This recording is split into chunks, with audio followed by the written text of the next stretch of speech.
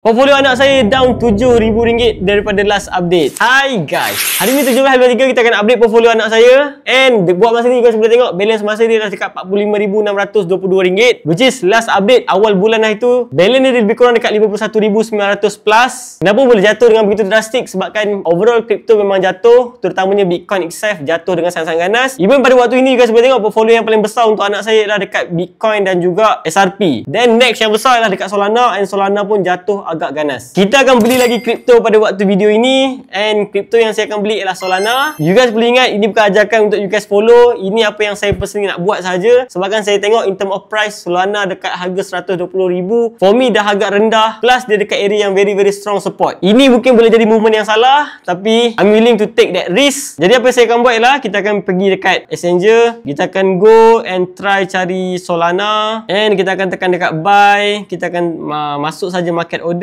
Kita akan buy sahaja RM2,000 lah. Kita extrakan sikit 200 lebih as a cash, and fee dia 0.5% guys. Ini memang gila. Memang agak tinggi kalau you guys trade dekat dalam Luno, tapi tak apa, kita akan tekan dekat buy sold.